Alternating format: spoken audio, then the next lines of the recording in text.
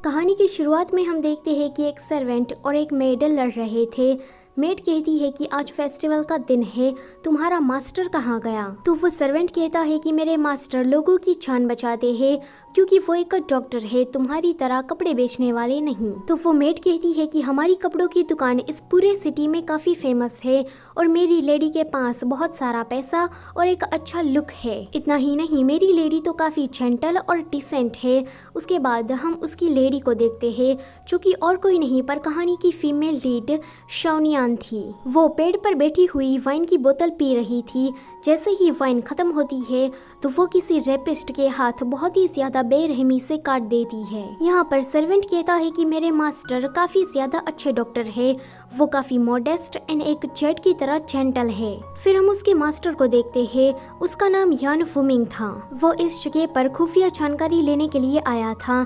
जब वो सामने वाला बंदा उसे ये इन्फॉर्मेशन देने से मना कर देता है तो यान फुमिंग उसके हाथों पर चाकू मार देता है। इतना ही नहीं, वहाँ पर जितने भी आदमी थे यान फुमिंग उन सभी को मार देता है। उसके बाद ये दोनों ही अपना फेस बदल कर फेस्टिवल में आते हैं। यान फुमिंग शाओनियान से कहता है कि आज मेरे क्लिनिक में पेशेंट बहुत ही ज्यादा आए थे, इसलिए मैं लेट हो गया। शाओनियान भी बहाना मार देती है कि आज मेरी भी कपड़ों की शॉप में काफी कस्टमर आए थे। ये मेड और सर्वेंट दोनों अभी भी लड़ रहे थे, लेकिन वो दोनों जब इन दोनों को देखते हैं तो वो दोनों ही शांत हो जाते हैं। शाओनियान को एक स्टॉल पर हेयरपिन पसंद आ गई थी तो वो निशाना लगाकर उस हेयरपिन को जीतना चाहती थी, लेकिन उसे याद आता है कि वो अभी यान फुमिंग के साथ है, इसलिए वो जानबूझकर निशाना गलत जगह पर लगाती है। साथ ही साथ में वो कमजोर होने का दिखावा भी कर रही थी। ये देखकर यान फुमिंग उसकी मदद करता है। अगले दिन शाओनियान अपनी वेडिंग ड्रेस को देखकर काफी खुश हो रही थी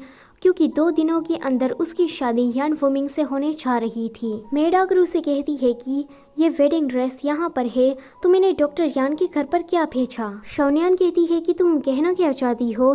तो मेड उसे कहती है कि मुझे लगा कि तुम्हारे कमरे के अंदर जो बॉक्स रखा हुआ है उसके अंदर वेडिंग ड्रेस है, तो मैंने उसे डॉक्टर यान के घर पर भेज दिया। ये सुनकर शाओनियान शॉक, क्योंकि उस बॉक्स के अंदर शाओनियान ने उसी रेपिस्ट का कटा हुआ हाथ रखा था। यहाँ पर यान फुमिंग अपने पेशेंट्स को देख रहा था।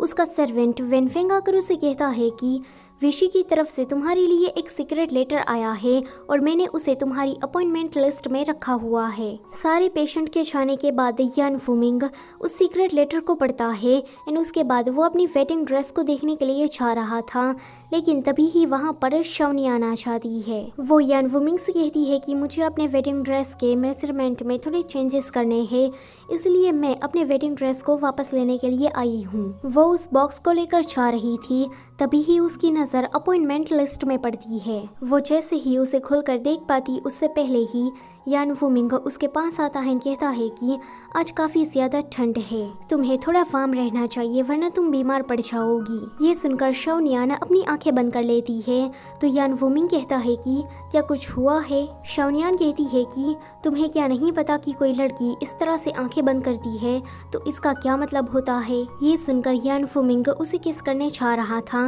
लेकिन तभी ही वहाँ पर एक पेशेंट आ जाता है। वो उन दोनों को इस तरह से देखकर कहता है कि माफ करना, मैं अपना प्रिस्क्रिप्शन लेना भूल गया था। उस पेशेंट के वहाँ से जाने के बाद यान फुमिंग देखता है कि वो सीक्रेट लेटर नीचे गिर गया है। वो जोर से चिल्लाता है कि कॉकरोच आया, तो ये देखकर शाओनियान उस कॉकरोच को अपने पैरों से कुचल देती है। इतने में यान फुमिंग भी उस सीक्रेट लेटर को धीरे से सरका देता है। अचानक से ही शाओनियान को याद आता है कि उसे तो यान फुमिंग के सामने कमजोर होने का दिखावा करना है, तो वो जल्दी से उसके ऊपर चढ़ जाती है और कहती है कि मुझे काफी डर लग रहा है। तभी ही वहाँ पर वेनफेंग आता है। वो उन दोनों को इस तरह से देखकर कहता है कि मैं तो अंधा हूँ, मैंने तो कुछ नहीं देखा, वो पेशेंट गलत प्रिस्क्रिप्शन लेकर चला गया था तो मैं बस उसे ही लेने आया। वेनफेंग के जाने के बाद शाओनियान देखती है कि वो जो बॉक्स था वो खुल गया है एंड वो कटा हुआ हाथ सामने ही दिख रहा है। तो वो यान फुमिंग के क्लोज आती है एंड उसे शादी की बात करने लगती है। ऐसे में ही वो उस बक्से को बंद कर देती है। यहाँ पर यान फुमिंग वो भी इस मौके का फायदा उठाकर उस लेटर को अपने हाथ में ले लेता है। उसके बाद ये दोनों किस करने वाले वाले थे, लेकिन तभी ही वहाँ पर एक पेशेंट चिल्लाते हुए आता है कि मेरा माथा फूट गया। पर वो इन दोनों को इस हालत में देखता है तो वो कहता है कि मैं तो बिल्कुल ठीक हूँ। उस पेशेंट के जाने के बाद शाओनियान खड़ी होकर कहती है कि अब मुझे भी यहाँ से जाना चाहिए। जैसे ही वो उस बॉक्स को लेकर दरवाजे के सामने आती है तो वो देखती है कि ये तीनों ही लोग कान लगाकर अंदर कमरे में क्या चल रहा था वो सुन रहे थे। आगे शाओनियान अपने घर पर आ जाती है। वो सोचती है कि डॉक्टर यान तो काफी जेंटल है, अगर वो इस कटे हुए हाथ को देखता तो वो पक्का डर जाता। उसके बाद वो याद करती है कि वो पहली बार यान वुमिंग से कैसे मिली थी। ब्रोथल में कुछ लोग शाओनियान के पीछे पड़े थे तो वो छुपने के लिए यान वुमिंग की मदद लेती है। यान वुमिंग ने भी शाओनियान की उस टाइम पर थोड़ी मदद कर दी थी, तब से ही शाओनियान को यान वुमिंग पसंद आ गया था। दूसरी तरफ वैनफेंग पूछता है कि उस सीक्रेट लेटर में क्या है तो यान वुमिंग कहता है कि ड्यूक यहाँ पर आ गए हैं। अगले सीन में यान वुमिंग ड्यूक से मिलने के लिए चाहता है।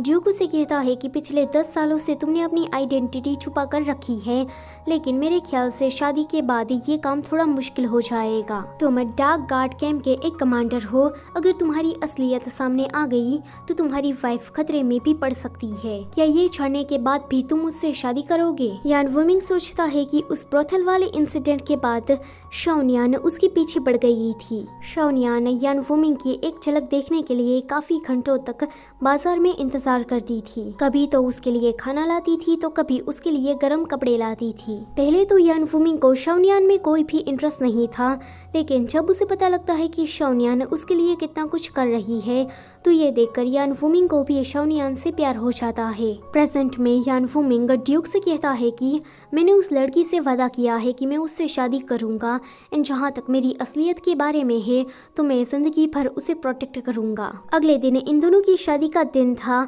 ये दोनों ही बस वेडिंग ड्रेस को पहनकर तैयार होने ही वाले थे कि तभी ही इन दोनों को एक साथ में मिशन पर जाने का संकेत मिलता है। शाओनियान ये देखकर जल्दी से बावर, जो कि उसकी छोटी बहन है, उसके पास जाती है। बावर की आई साइट खराब है, लेकिन वो हथियार बनाने में बहुत ही ज्यादा टैलेंटेड है। शाओनियान को मिशन पर जाना था, वो उसके मिशन के हिसाब से उसे कुछ हथियार दे देती है। यहाँ पर यान वुमिंग भी मिशन में जाने के लिए असैसिन के कपड़े पहन लेता है। वो वैनफेंग से कहता है कि मेरे जाने के बाद तुम सब कुछ संभाल लेना। वैनफेंग कहता है कि मैं उन लोगों को क्या जवाब दूंगा। अगले सीन में हम देखते हैं कि पूरी बारात यहाँ पर आ गई थी, लेकिन जिन लोगों की शादी थी, दुल्हा और दुल्हन, वो दोनों ही यहाँ पर नहीं थे। पूरा दिन ऐसे निकल जाता है। रात में ये दोनों अपना मिशन पूरा करके एक ही जगह पर आते हैं। ये दोनों ही अपना शादी का ड्रेस पहनते हैं। वेल, उन दोनों को पता नहीं था कि वो दोनों एक ही जगह पर है, लेकिन शाओनियान जब आवाज करती है तो यान वुमिंग उसे देखने चाहता है। शाओनियान कहती है कि तुम यहाँ, तो यान वुमिंग कहता है कि मेरे पेशेंट को स्ट्रोक आ गया था तो मुझे इमरजेंसी में उसे देखने जाना पड़ा। शाओनियान कहती है कि मेरी वेडिंग ड्रेस बदल गई थी तो मैं बस उसे ही लेने गई थी। फिर वो कहती है कि काफी देर हो गई है, आज हमारी शादी का दिन था। ये सुनकर यान वुमिंग कहता है कि हम लोग शादी यहीं पर ही कर लेते हैं। शादी की सारी रस्में वगैरह यहाँ पर करने के बाद ये दोनों घर जाते हैं। अब वो दोनों एक दूसरे को किस करने वाले थे, लेकिन दोनों को ही साथ में याद आता है कि उन लोगों ने कपड़ों में से हथियार तो निकाले ही नहीं। वो दोनों एक दूसरे को बहाना मारकर साइड में जाते हैं। इन कपड़ों में से जितने भी हथियार थे उसे बाहर निकाल देते हैं। इसी के साथ पार्ट नंबर 1 होता है यहीं पर ही खत्म। वीडियो अच्छी लगी है तो उसे लाइक करो और चैनल पर पहली बार आए हो तो उसे सब्सक्राइब कर दो और हाँ, बेल आइकन को भी प्रेस कर देना ताकि मेरी कोई भी नई वीडियो आए तो आपको तुरंत नोटिफिकेशन मिल जाए। Thank you for watching.